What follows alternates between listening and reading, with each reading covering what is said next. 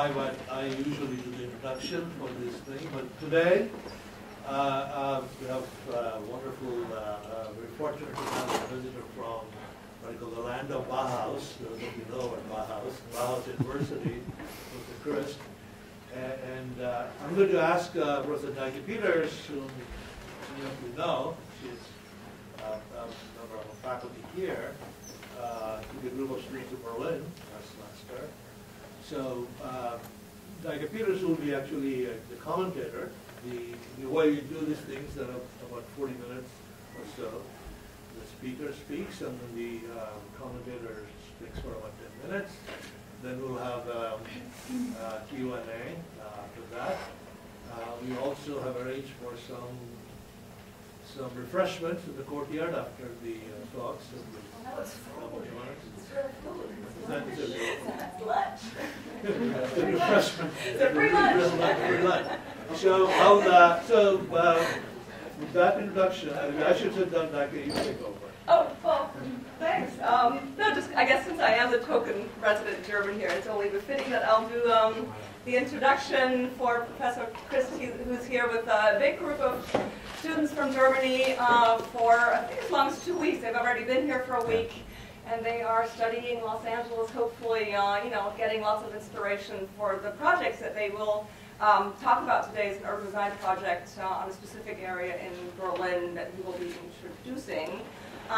Before that, I would like to introduce him and his background a little bit. And to do that properly, I'll share a little bit of his bio. And it's actually a pleasure to do this. It's funny how, a lot of these German colleagues, people I know that have sort of known about and known of and, have joint colleagues for a long time. I sort of get to meet him on the stage for the first time today because we actually hadn't had personal encounters before. So I'm especially happy that he's here.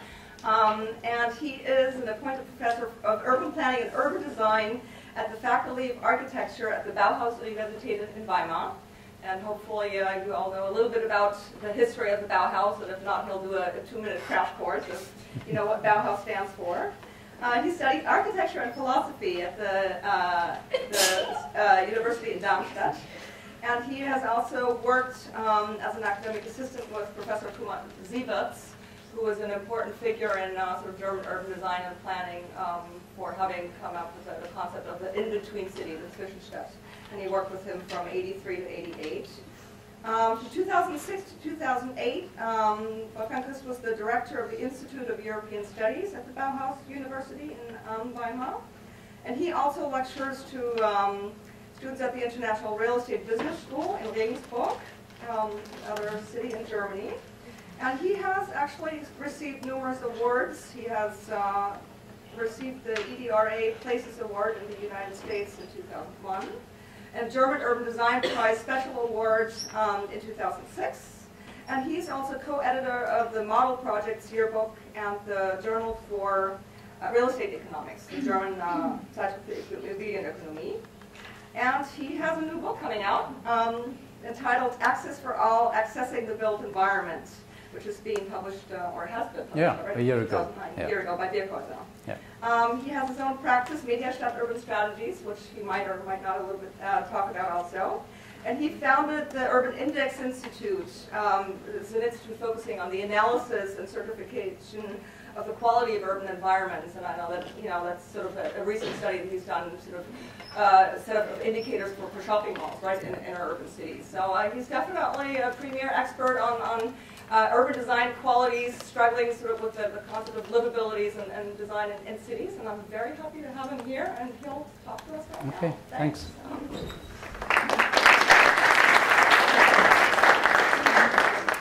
Thanks, Dr. Peters, for your kind introduction. Ladies and gentlemen, guten Tag. Nice to be here. We arrived a week ago, you mentioned it, and yesterday we visited SIAC, and I saw that Hans Hollein will give a lecture tomorrow. It's entitled Alles ist Architektur, Everything is Architecture. If I would have known this before, maybe I would have given a title for my speak today, Alles ist Stadt, Everything is City or Urban. Now, let me start addressing my grateful thanks to Professor Banerjee and Professor Peters for supporting our field trip to Los Angeles. We need support from the German Students' Exchange Council, and so they had to give us some money for the students to finance this 2-week trip. It's rather expensive to be here. And it's a great privilege for me to speak to you today. I was thinking about speaking free to you, but because I heard it's only half an hour or so that I have time, I decided to write my letter in my speech in German, and I asked an Englishman in Weimar to translate it into English. So I divided my presentation into 2 parts.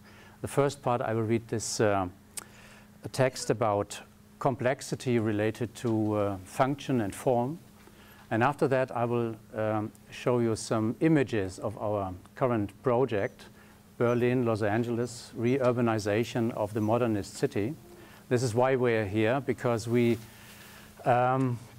think about how to re-urbanize a car-oriented space that had been developed in the 60s in Berlin, and which is now really not longer functional, into a new urbanist style urban environment.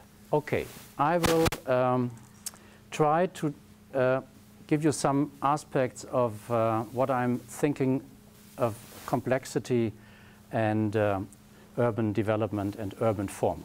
Okay, complexity must be attractive. This is the title of my lecture. Well, in 2005, I took part in the Congress for the New Urbanism in Pasadena. The motto of the Congress was the polycentric city. It is a topic that I am very familiar with. I have been teaching urban design at the scale of urban region for many years, and at the time had just completed an extensive research project on the Zwischenstadt. You mentioned it. Zwischenstadt is a term that was coined by Thomas Sieverts in the mid-90s to describe a phenomenon not dissimilar to sprawl here in the United States. It's the urbanization of landscape. Our research project examined the polycentric metropolitan region around Frankfurt, where I'm living, and it was awarded the German Award for Städtebau in the following year. I was therefore well prepared for Los Angeles, polycentric regions, and new urbanism. Some short explanations concerning my research. You see the Rhine-Main region 100 years ago. In the center here, the little city of Frankfurt, the city of Darmstadt, Wiesbaden, and all the hundreds of small villages situated in a wide landscape. 50 years later, it's not really a new image you see, but you see the Autobahn, and you see that all the cities had grown, but they had grown in a concentric style around their core. In the year 2000, we have a real polycentric city, and we can identify linear structures, for example, along the River Main or the River Rhine, and very good visible here along the Autobahn. So sprawling cities and villages are integrated through the Autobahn network. And when we look at the urban growth in the second half of the 20th century, you can't identify any typical European-style urbanism that is normally related to a core and a very compact style of urban growth. Here you see what we call Verwehungen. I couldn't find an English expression for this that I get. Do you know an English word for Verwehungen? It's okay. So it's the birth of the Zwischenstadt, or the sprawl in the nation of Bauhaus. Well, this was our book we published 5 years ago, Images of a Zwischenstadt, Iconography and Scenography of an Urban Growth Development. Well, when I was here in 2005, the surprise of the Congress for the New Urbanism turned out to be Eden by design. This book was presented along with a story behind it. The killing of an ambitious plan that the public should not hear about, something they almost succeeded in. We learned that in 1930, an urban development plan had been drawn up for an integrative, as we would say today, sustainable, socially tolerant and aesthetically inspiring vision for Los Angeles in the year 1950. The reason for its demise was what one in Germany calls trying to gather everything under one head, alles unter einen Hut bringen, the difficulty of reconciling diverse interests. For example, the need to reconcile the private economic interests of real estate business with public interests, such as the ecological protection of the coastline and river landscape. That seemed absolutely impossible at that time. And so the powers at be declared that the citizens of the city of Los Angeles were not ready for a project of such dimensions. Now, are we ready today? Has the situation changed, and if so, how? As far as I can tell, Olmsted and Bartholomew's concept is characterized by a notion of a city that Albert Pietz and Werner Hegemann have called civic art. The art of shaping urban space to form a comprehensible whole. The aim in its essence perpetuates the traditional notion of the city as a spatio-temporal continuum, as a structure of public spaces that, like a net, sometimes tightly woven, sometimes extensive with smaller and larger nodes, holds together the mass of private spaces while simultaneously communicating an image that is comprehensible, that tells a story, like the ideal version of a European city. But this model now seems obsolete. It founded not least on the spirit of the times, and not just in the United States. We all know that the aims and the consequences of functionalist modernism, as exemplified by Bauhaus. According to the Bauhaus and to their rational scientific approach, complexity should be broken down, functions separated, formal autonomy, previously characteristic of the Baroque and classic periods, should be relinquished in favor of expressing only the fulfillment of function. Modernism is synonymous with mathematics and the machine. Complexity as a paradigm of urban space receded to be replaced by a new paradigm dominated by technical infrastructure. And you see the image, you know, of the LA River and the rail network, and on the other side you see the comparable German situation in the Ruhrgebiet. What we then saw was a new spirit of building, das neue Bauen, and a new city, die neue Stadt. Wherever old cities existed, it should be transformed into a new city, as evidenced by Le Corbusier Plein Voisin for Paris, or Ludwig Hilberseimer's, the Bauhaus professor, for his proposal for Chicago. In the light of this, one can quite understand the Parisian artists' almost wholesale rejection of the Eiffel Tower at the end of the 19th century. They could already see the demise of the city at the hand of industrial technology.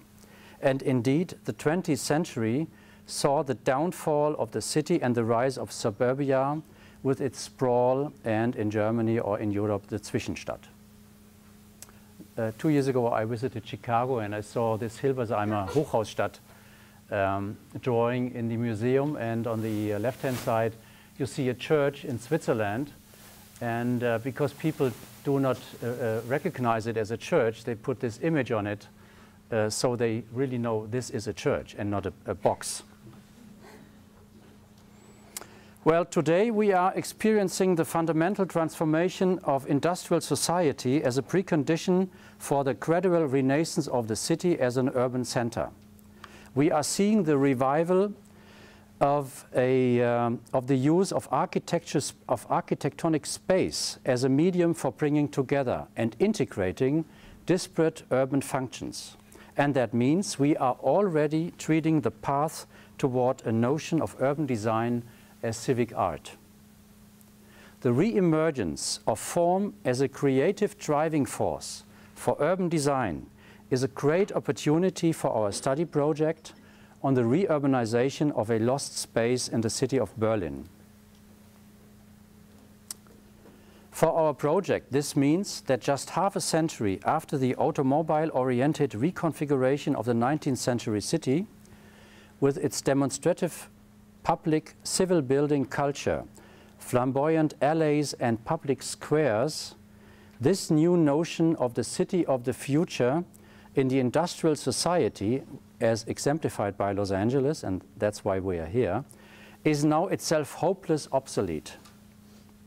It is economically counterproductive, negatively affecting real estate prices. It is potentially socially explosive. Social trends are exacerbated and social flashpoints arise. And it inhibits urbanism. A suburban motorway in the neighborhood hinders the renaissance of the city for the future to come. Our planning site in Berlin is today already transit-oriented. It is complete, connected, and complex. Walkable urbanism would be an ideal characteristic if it not were for the noise, the barriers, the ugliness, the unsafe areas, and the numerous in-between and leftover spaces. The Bundesallee and the freeway A100 are largely indifferent to their surroundings and in turn foster indifference to the city. They are foreign bodies, unwelcome guests, as it were, that refuse to leave. There are two principal solutions, I think. Either the highway must go or be transformed into boulevards, into a boulevard, as the new urbanists propose, or the road infrastructure stays and the traffic it transports is reduced or redistributed. The public roads must engage with the city. They must become accessible for other uses, be made complex, and if transformation is to be successful, newfound complexity also must be attractive or, in a big view, beautiful. As a consequence, the physical form of this spatial typology from the age of the modernism becomes the center of focus. For the first time, perhaps, the architectural form of these structures is consciously being reconsidered for a better, more humane and sustainable urban development. Expressways, tunnels, and highways are no longer being considered solely in terms of their infrastructural purposes, but also their physical presence. And they are being reconceived as urban figures that can be remodeled, as evidenced by the High Line in New York, or the city walls, the bastions, and the citadels in the history of the European city when they were out of use. Now, the students' first designs already offer an indication of how radical the transformation could be and the degree of improvement possible in the quality of life in Berlin. By combining functional complexity with urban density to create urban complexity, and by shaping complexity so that it is seen as being attractive, we have the potential to reinvigorate the city as an unparalleled living environment for the 21st century. We want to demonstrate that this is possible, and we hope very much to be able to return in the coming year to discuss our ideas with you.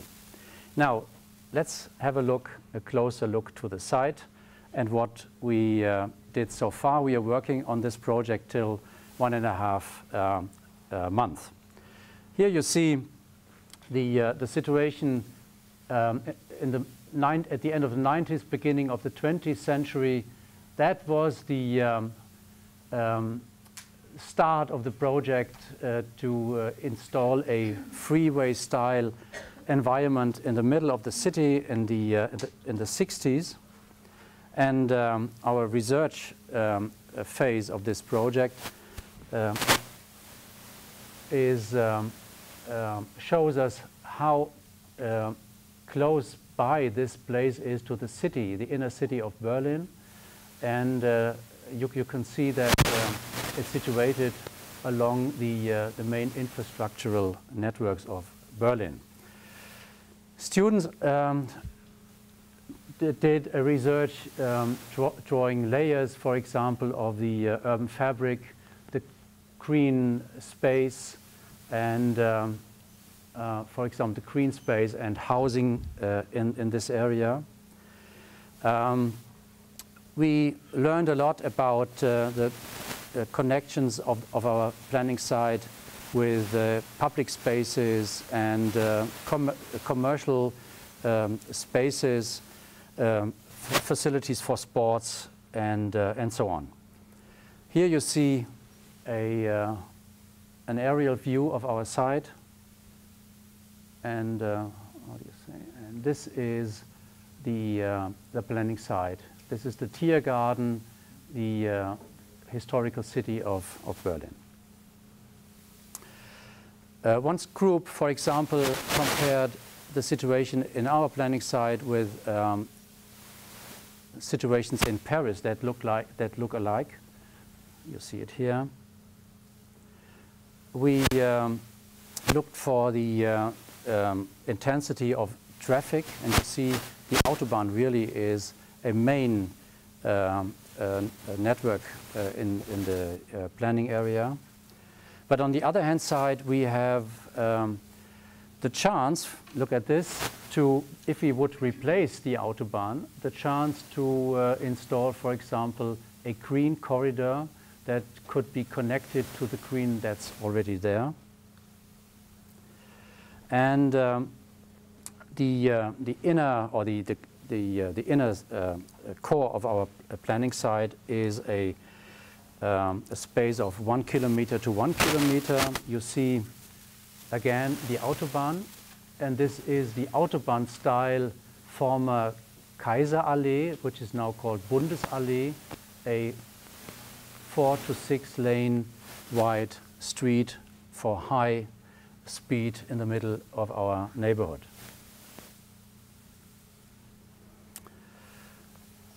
First ideas, for example, to connect the Bundesplatz with a existing piazza or plaza about a 500 to 600 meters along in distance to our place, which could be connected in an axis-style manner. Or here again, a survey that shows the intensity of noise. We see the 19th century block structure, which still exists, but there are some holes in it. Here we see the green the public infrastructure, and it says that, for example, green in this place where the tunnel starts is not really an amenity because it's so loud. And here we compare the situation of our project with other famous sites, for example, in Barcelona, or in London, or in Rome. And we see that our site is really a typical European inner city environment. And now what to do? Students start by replacing the Autobahn and the Bundesallee, for example, with the idea to in a collage-style way to look what will happen if we would build again a block structure. Or Here you see, if we look closer to the quality of such situations here, we ask, what can we learn by looking at those complete and connected complex situations? This is these are images that show what is going on there. It's not a place where people would like to stay. No one is sitting there or eating or having a good time during the day. There is a sculpture that was erected in the late 90s of the 19th century, and you see it's right close to the sign that tell you where the Autobahn is. And nowadays they think about taking this away because they say this is such a beautiful sculpture and the space is so ugly, let's put it away and put it to another beautiful site in Berlin, instead of saying what can we do to re-urbanize and to reshape this place so that this sculpture would be in future in a good place again. This is what we are thinking about. And well, the surrounding neighborhood with a lot of shops. We really, as planners, do not like those game shops.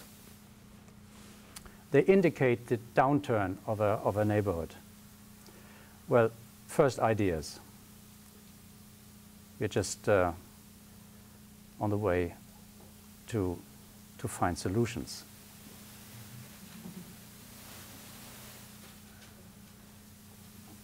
You know all this when you are working on a project. Okay, I think this gives you an expression about the urban situation, the urban fabric, and what could be done. For example, if you would close the blocks that had been destroyed by this Autobahn.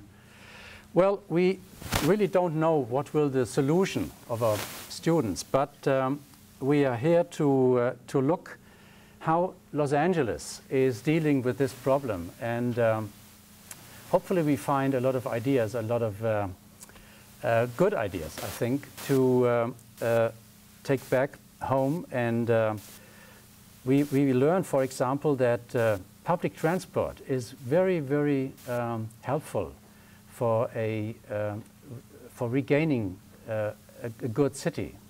You lost the public transport after World War II, and we have to come to the United States to learn that how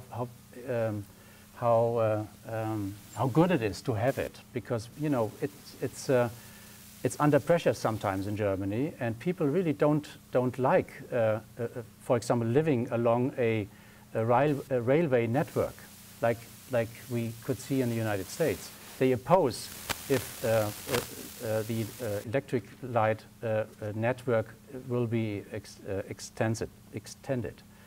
Okay, thank you very much, and I hope I could give you an expression about our project in Berlin and what we think about complexity and urban form. Thank you very much. Okay. Well, it's always fun to sort of, you know, listen to work in progress, and I certainly don't want to do sort of a second talk, but rather just have a few brief comments. And the first comment is it's kind of amazing because Professor Christ had sent me a few of his written remarks, but hadn't included any of the pictures. And it's interesting, if you actually listen to a talk, seeing the pictures made me completely want to change what I think I want to say about what we just heard.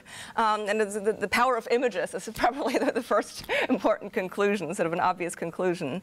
So I really enjoyed the input. Obviously, sort of the big core themes that you talked about, sort of the urban design and planning challenges before us, sort of retrofitting auto-oriented environments, the big challenge of urban restructuring in post-industrial landscapes, how to create attractive urban complexity, and really the resurgence of urban design as sort of the core element in an urban renaissance of city centers.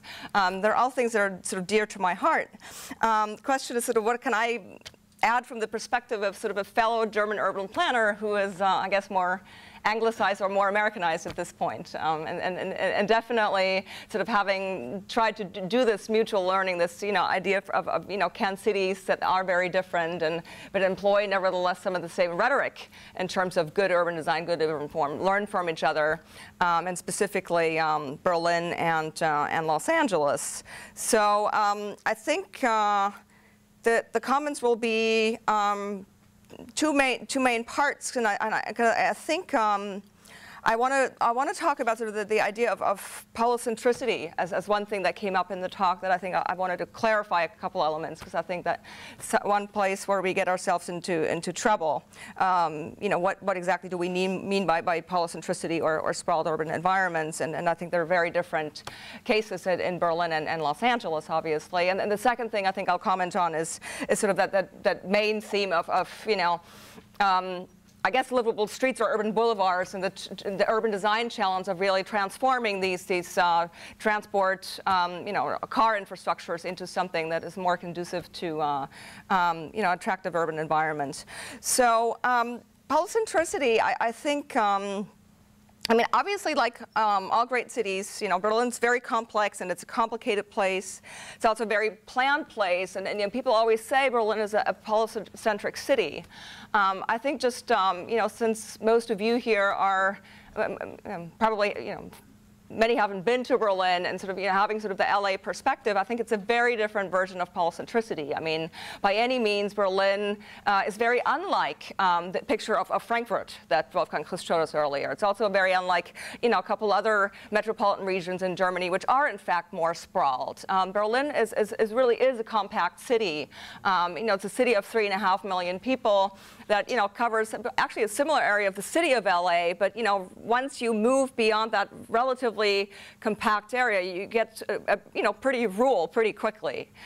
So in terms of sort of density gradients, I think it's important to understand that within that relatively compact built environment and these 3.5 million people, or this maximum region of 4 to 5 million people, it is polycentric in the sense that it has very clearly defined separate neighborhoods and city centers, and they're very compact. And so, the history of Berlin being, the complex history of separated two halves for much of its, history in the 20th century. So the East and the West, and the North and the South, and so that's a very different concept of polycentricity. Compared to what we usually struggle with here in Los Angeles, which is a densely sprawled region of different cities, and we're talking about 10 to 17 million people. So I think, and the way that we need to connect in this place here is primarily by car, 90–95%. There is really no transit alternative for the vast majority of these intra-regional or intra-metropolitan trips in LA, and that is completely different in Berlin. And I think that's sort of something that I've stumbled over. It seems like an obvious thing to say, but you can't stress that enough. When you sort of employ that concept of polycentricity, they really mean very, very different things.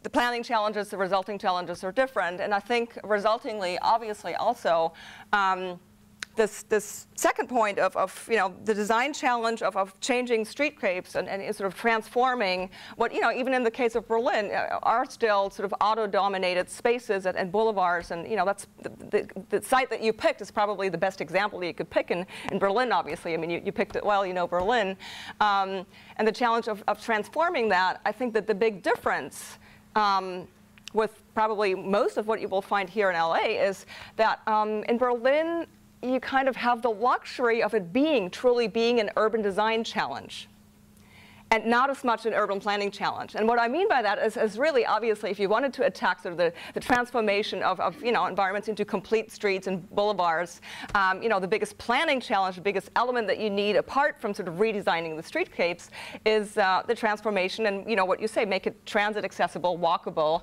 and have an alternative to actually driving your car up and down that boulevard to get from A to B. And that is something that is a given in Berlin. And I think that's sort of the second major addendum I would give you to to that talk that, Berlin, in fact, is amazingly transit accessible, even in those areas that, physically, are separated or impacted by sort of car-oriented planning from the past. So that is a major difference to the situation in LA, and I think you come to sort of different conclusions because of that. And interestingly, this particular site is probably almost a worst case example, and you do have much better examples within Berlin where you actually do have transformations of boulevards. If I can move back quickly, I don't know that I can actually do that, no. Just to sort of locate you in Berlin, the central east-west axis in Berlin, are we gonna, yeah, I think this is the one, right? I don't know, the PowerPointer, because you notice the site is actually, the southern ring of sort of, the city center, the central east-west axis here, which looks probably on the map something that might be sort of a highway or boulevard, is, in many ways, the Unter den Linden Boulevard is what you would call incredibly livable boulevard, where they're actually taking out lanes of traffic and doing exactly what sort of a good new urbanist design would want for a livable street. They're giving extra space to the pedestrians. There is a bus lane that functions as a bike lane. So, I mean, sort of all these best typical, European compact city transit, walkable city examples you definitely do find in the city center. So, I mean, obviously, just to not, the people who haven't been there, to give you too much of a skewed example.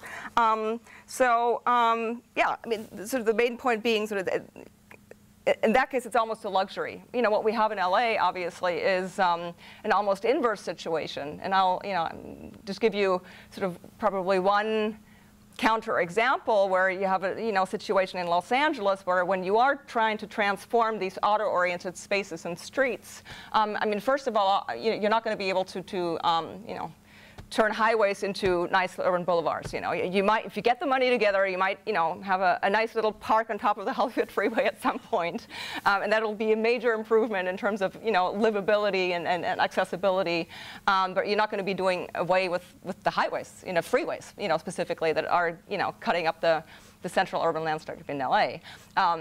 And if you start with the urban design first and don't really have the planning compendium of bringing transit, you have something like you got with the result of the Santa Monica Boulevard improvement, where they basically poured $60 million into what they called, a transit parkway improvement project. And you had transit, really coming not very much into the picture. You had improvements in the urban streetscapes and the, design elements, making, what really is an urban boulevard nicer, but kind of remained, a space for cars mostly, because the transit wasn't really improved. The bike, planning is so-so, and the adjacent uses, the mix of the use and the adjacent uses is something that kind of has to follow afterwards.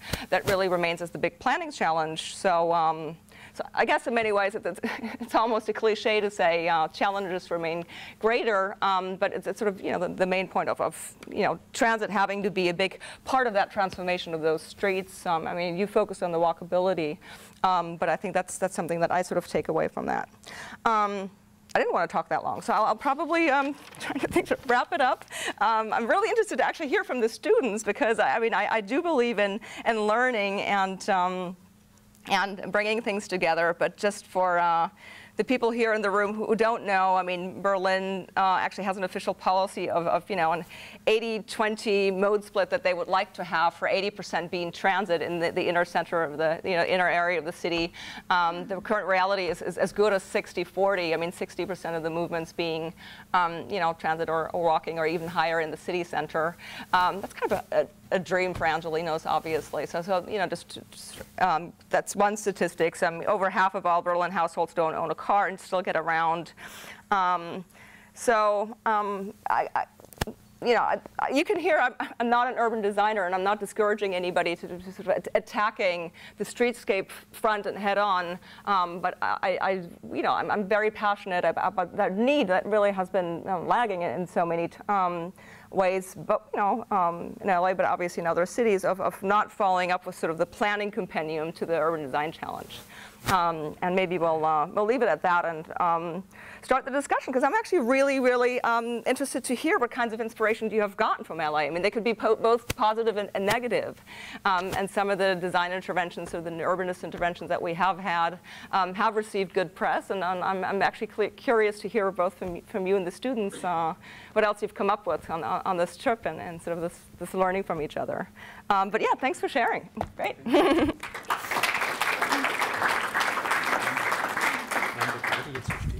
Well, I think it's really a luxury situation that you said that we can start with urban design at that site.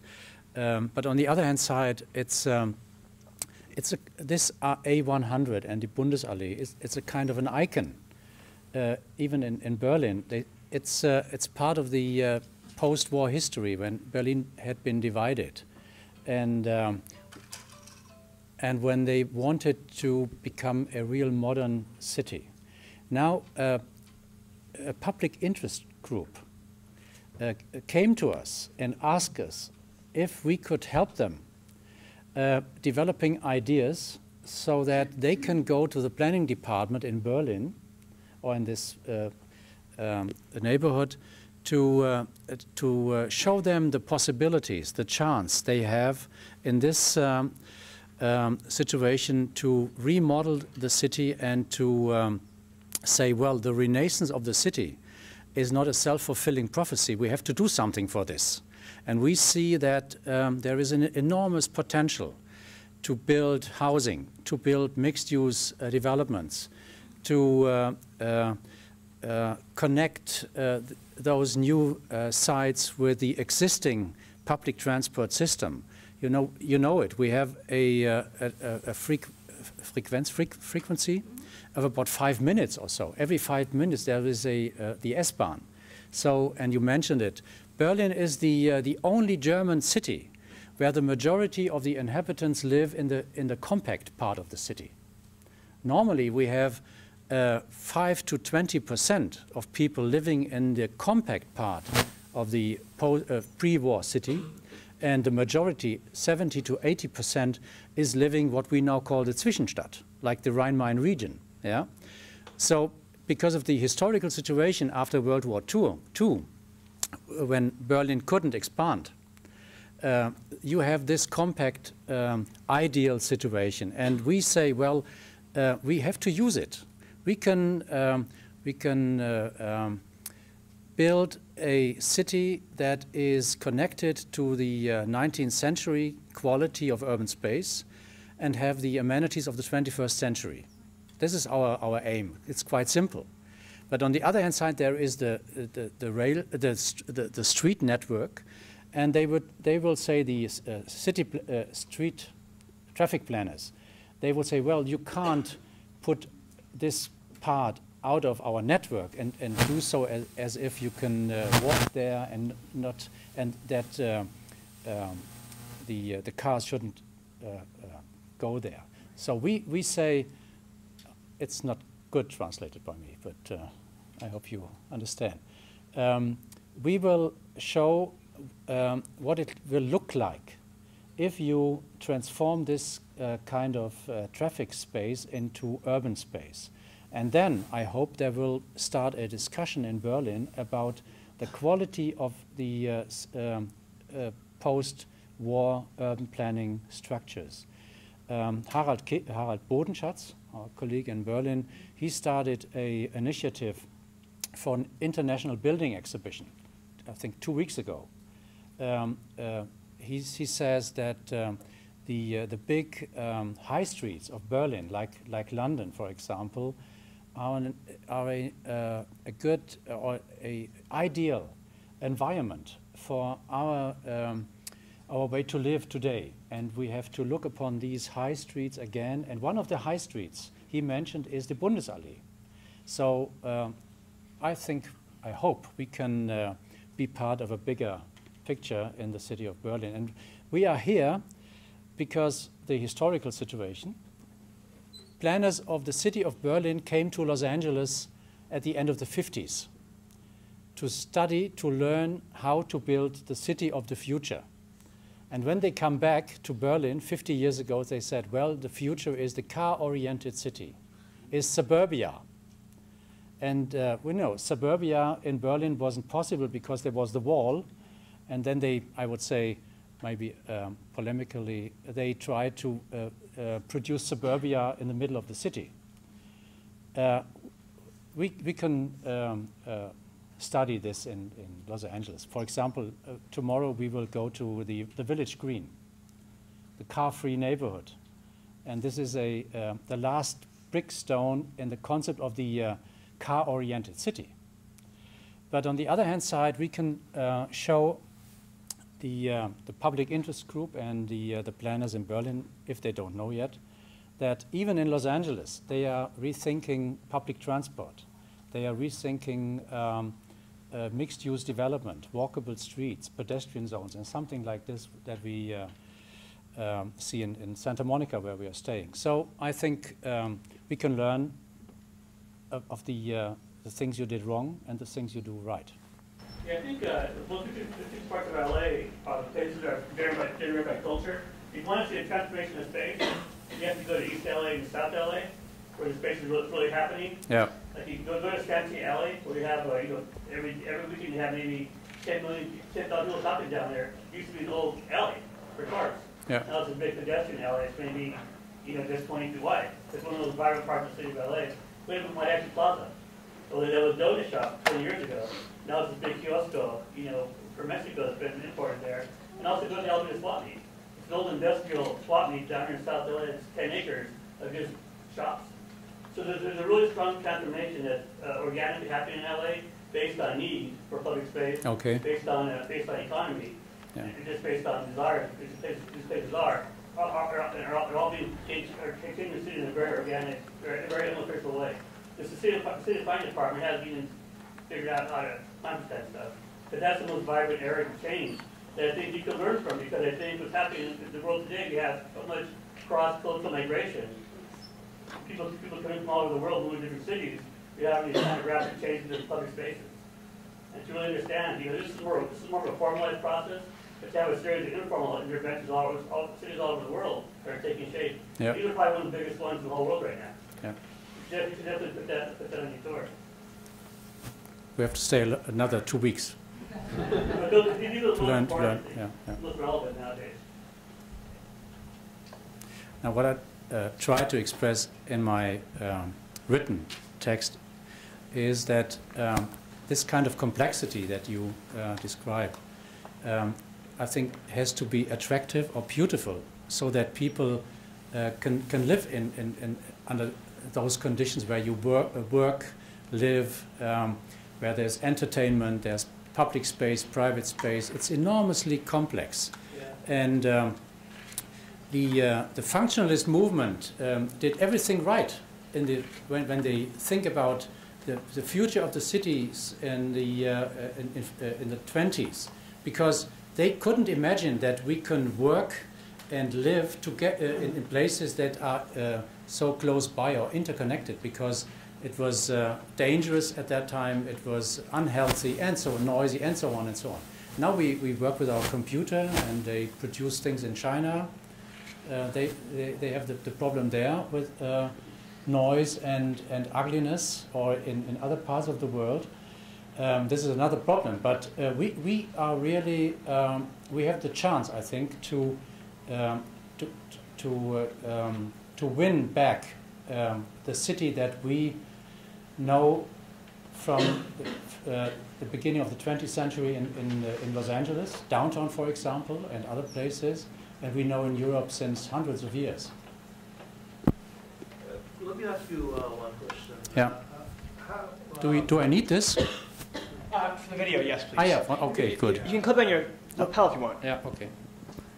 Well, I'd like to hear from you a little bit about your observation of the new Berlin, the Hans Timman plan. And do you think that Timman's plan of sort of reconstructing Berlin very much the way it was before has left out this particular aspect of recapturing streets, or has it enhanced that in some way? It has, yeah. I think that was the best Berlin could do after reunification. Although a lot of colleagues and the real estate industry is the opposite opinion. Because, you know, when you might give a comment on this.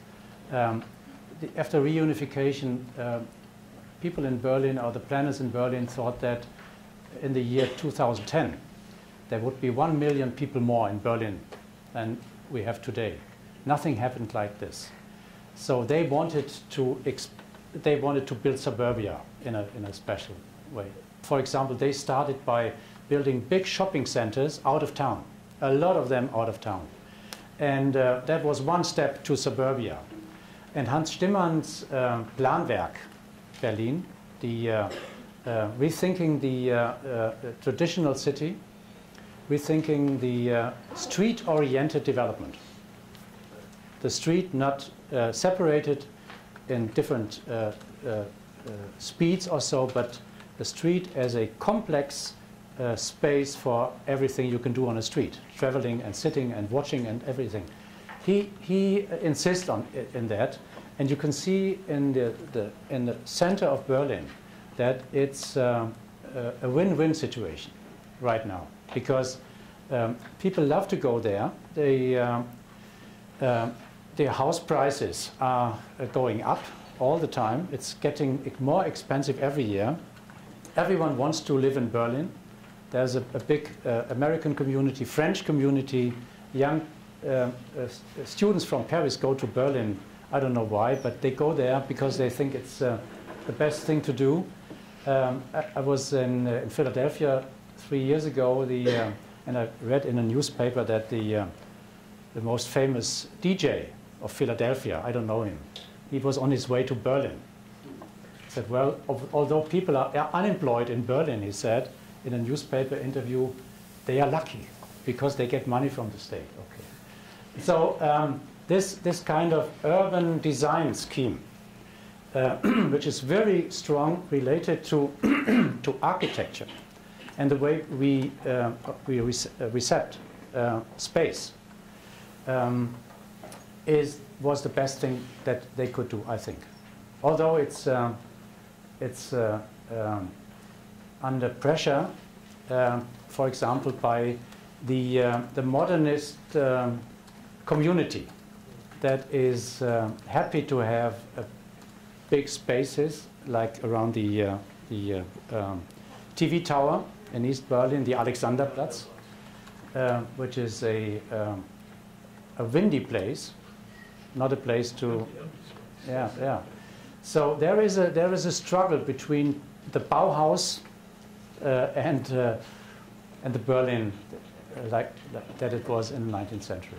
I'll just send this to that. Another hand up. I mean, that was basically the definition. I mean, the question was, critical reconstruction in Berlin meant this particular, mainly urban design approach of having uniform building heights, street fronts, and basically the sidewalks in front, and reconstructing the original 19th century grid more or less, because it was such a scarred city, obviously, with different experiments having happened in the east and the west throughout the time that the wall was up, and I think that the possibilities for sort of the fact that nicely complemented sort of a progressive transportation, sustainable transportation approach, with having the transit in space and in place and enhancing walkability is probably really is the best element about it. I mean, the irony being that, it has been faulted for being not complex but boring, sort of having same heights, same fronts, and,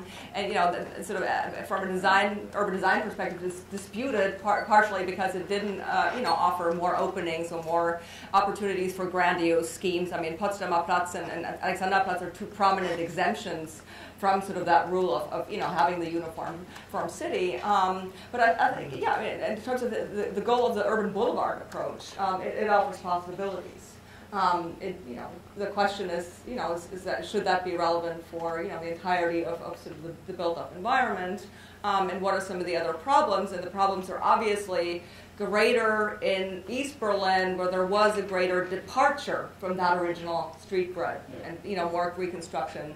So then it becomes sort of an urban heritage, whose heritage are you defending question. So I think the very complex urban design debate that we can't summarize it in 2 minutes. Sort of the big problem, really, one of the big contested issues about it is, if you have modernist planning, and in East Berlin, it wasn't necessarily just planning for the cars, it was the urban design approach of the large concrete slabs and the big housing estates, and there's transit provided for it. If you have that departure from the block structure, is it the best approach to close the block up, or is there maybe another, additionally creative way of still having complexity and design and walkability and transit and all that without closing the street fronts? But I've seen David Sloan in the back there. I don't know. We don't need to hand this up to you. I'm closer to the mic. We can go back to the project. Mm-hmm. It would be interesting to hear you talk about, as an American planner, 2 tensions that come out of your presentation.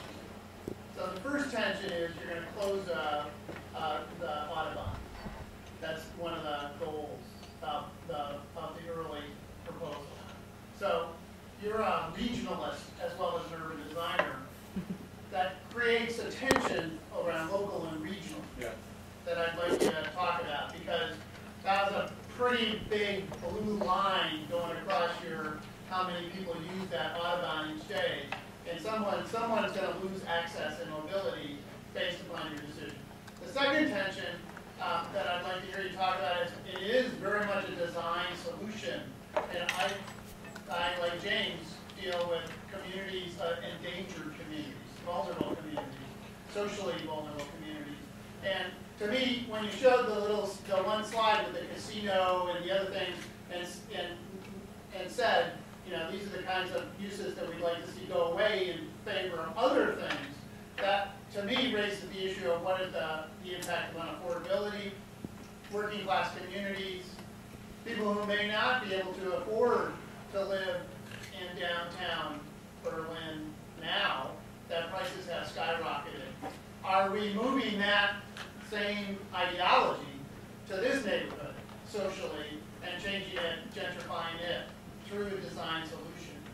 That seems to be a big so those are the 2 big tensions that I've heard.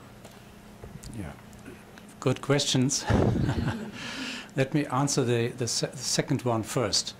Städtebau is traditionally the combination of urban planning and urban design in Germany. It's not like the United States, for example, where Städtebau is divided into fine arts on the one hand side and economics on the planning as part of the economics on the other hand side. A lot of universities work like this. We try to combine both. So part of our project is a seminar where we deal with those problems. And this part of Berlin, like Peters mentioned it, is not the center of real estate development. It's not the problem will not be gentrification at the moment. So we know about the social conditions there. We know about the demographics and so on and so on. But we try to focus on urban design because we want to show what kind of living quality you would have in a place like this if decisions that had been made 50 years ago can be questioned. First question, things have changed in Berlin. This infrastructure had been built under the condition of the Cold War, under the condition of a divided city. And now the orientation of the traffic and mobility flow in Berlin is different. So for example, you could watch the Bundesallee, the 6-lane Autobahn-style street here. We stood there and watched how many cars are driving on this lane. And sometimes there are 20 seconds or so, or half a minute, there's no car. But if there's one car, because of this tunnel, for example, it's so loud, as if 100 cars would drive. So I know, it's provocative, that what we do. But we want to start a discussion with the planners and the politicians of Berlin, how functionable, form follows function, how functionable this infrastructure is now. And last sentence, they are discussing to strengthen this Autobahn-style street. They have the funding is okay. I think it's about 300 million euro that they will get from the government, from the German government, to extend this street. So it's really a political situation. Do we extend a planning scheme of the 60s, of the 90s, of the last century? So do we continue building car-oriented development, or following car-oriented, or do we anticipate the chances, or the chance we have, the potentials of the future, and that is public transport as well as car mobility. If you have a 4-lane street connected with trees, alleys, and walkways, I believe, my experience tells me, of 30-year experience in urban planning, that the car mobility will work as well as it does today. But you will not have the right to drive by 80 or 90 kilometers per hour, 60 miles per hour, but you have to drive by 30 miles or 25 miles per hour. That will be the only restriction, I think, you will have in future. But on the other hand side, our survey had a result that you could invest on this site more than 1 billion euro in housing, office buildings, and so on and so on. It's a great economic opportunity as well. And now, and on the other hand side, is a dead place. I hope you're satisfied with my answers. I think there's actually I just hope there's a bit of a misunderstanding, though, because the freeway is only the ring. The freeway is this. And what they're talking, the redesign is really, I think this very important distinction is what I would classify as sort of an urban arterial. You know, the access road here going into the city center. So I think it's sort of important, and then I'd be interested to hear that from your project and your analysis. I think that being very specific in Berlin, analyzing the hierarchy and the specific function of these streets. Because this ring, it's contested. I mean, the extension of it into the east, it's contested, but it really is like the one ring road that Berlin has remained incomplete. And that is something, you know, you can have a very different argument in terms of traffic relief and even getting around the city, you know, connecting to sort of the major, you know, highways leading in and out of the city. This is an entirely different matter. This is, you know, basically, yeah, super style, arterial style, you know, enabling, you know, cars to travel into the city, into Berlin, through this neighborhood. And, you know, the density of the traffic, as you just said, is not that high. And I think that is a very different case of making a case for actually building back and scaling back something that is sort of overbuilt, I think, even to its current use. So I think just to clarify it, I think, you know, when you saw the pictures of the signs for the freeway, this is the east-west, and, you know, going in here, this is highway style. Yeah. Right, and only the red part is really elevated here, and it's going over. So I mean, just to clarify, so I think, you know, and I would agree, you can make sort of a bold case for actually scaling back, because they've done it in other parts of Berlin, you know, taking it back. Just so we're clear here, I actually agree with that, but there was a slide that showed that red part becoming green, a linear part. Right. And that's what I was talking about. I think the idea of scaling back the arterial makes a heck of a that's a no-brainer. This green scheme is something like a start. What would happen if everything would be green? Yeah. What would happen then to the rest of the neighborhood and the infrastructure. Maybe we should add that the Autobahn is built parallel to the rapid rail. There's a public transport right parallel to the Autobahn. So you could also use the public transport, which is very, very fast. Look at this. There's public transport. Yes, there's a station, S-Bahn station. And yeah. This is the elevated highway. And parallel to the Bundesallee, you also have the tube or U-Bahn, which is connecting the western city center with this area. So you're not really dependent on car. And and most, I say, challenged people, financially challenged people, they don't have even cars in Berlin. So driving a car is you have to afford it in Europe. It's kind of a little bit more expensive probably than here, I think. You have to park it. Do you want to completely get rid of the Autobahn? Is that what you're saying? Pardon?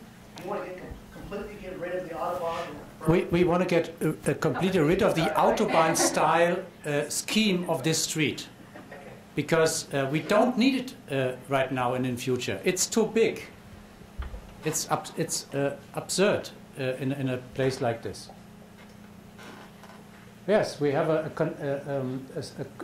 cross of public transport. This is the S-Bahn that connects the inner city of Berlin with with suburbia and the surrounding villages, and the tube is right underneath here. So it's perfectly interconnected. Please. Without an Autobahn, are there going to be any repercussions with freight or shipping? I'm sorry, I don't understand.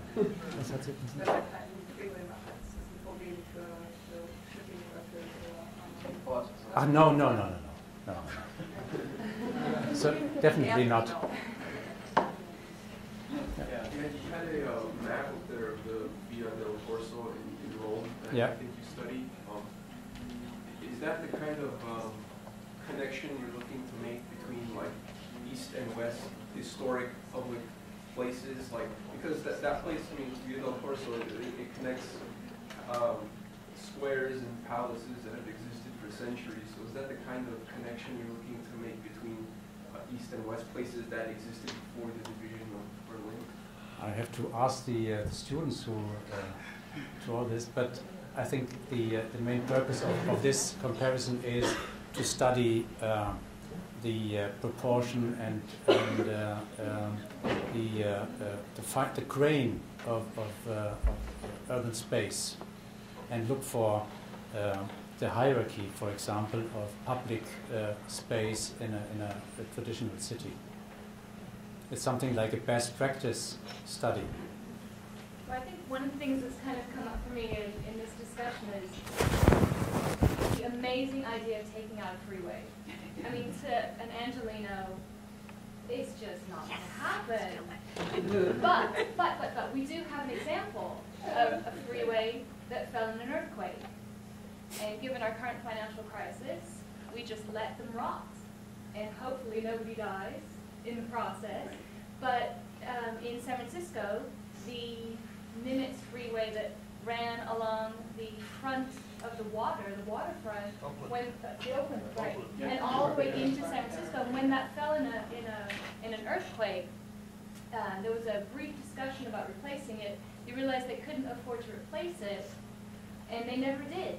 And that South Beach area has had a remarkable transformation just by the decision of not replacing that one particular freeway. So to a room full of people from LA, the idea that you could take out a freeway is just... yeah, right, the American. But that we do have examples of where you could actually take out a freeway and get a much better public space. And we do have... Trocadero, actually, that wasn't like they took it out. Yeah, they took it out. Just for the heck of it. No, it was unstable. It was declared unstable. The bar was spurred too when the park. But which is now become a wonderful public space. It's become a wonderful public space. I just want to ask, this might be an obvious question, but are the communities directly next to the Autobahn considered more low-income residential communities and experience less quality of life or more decreased quality of life? Right. True in one way, on one hand, but on the other hand, this is used to be from the beginning when it was developed a very high class area. So, and in this community who tries now to change the Bundesallee, we have a lot of professors, and it's very strange. I mean, it's right next to the Autobahn. It's a very low, very less expensive area, but you see these figure, and you have a lot of little tiny places. It's a very beautiful area, but at the same time, it's cutted by the Bundesallee nowadays because Bundesallee is now a barrier. It used to be the heart of this area. So now you can switch back. Yeah. So you see this. But you see the bow and these brown places. So these are now the hearts. They have taken over, which used to be the center. They are now the ones which are very attractive, where you try to live. And yeah, of course, as Professor Chris at the very beginning said, if you change it, you will rise the real estate prices too. I mean, it will, of course. And then we come to the question of what it means gentrification, what happens to the people. But yeah. Maybe at the end of this discussion, I mentioned Werner Hegemann and Albert Pete's American Vitruvius, Civic Art. Werner Hegemann was an opponent to the compact Berlin city. He wrote a very famous book in Germany about the biggest Mietskasernenstadt, rental, tenement city. Because at that time, in the 100 years ago, he traveled a lot between United States and Germany, and he compared, for example, Boston, Philadelphia with Berlin. And what he measured was that in Berlin, about 50 people used to live in a house, 50 at that time. In Philadelphia, it was 5 or 7.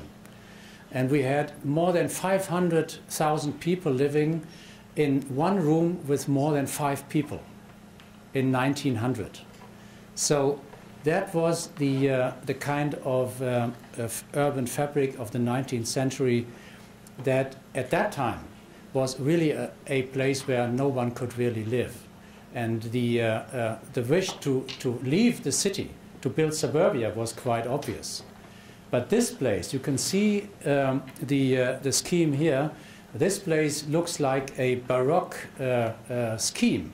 And at that time, the affluent people of Berlin built their house or or bought their apartment there. You have apartments of 150 to 250, 300 square meters. That means 3,000 square meters. Yeah.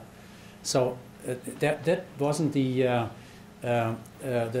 living situation of the working class people in the 19th century Berlin. That was always a good place to live, and now they wanted to stop the downfall or the downturn of this place, because other places in Berlin are in focus of the city planning. For example, the East Berlin, the prefabricated sites all over Berlin are more in focus of the urban planning and urban design strategies than this place. They say, well, everything is okay, you have this Autobahn style, but it's a little bit loud, and we don't have money to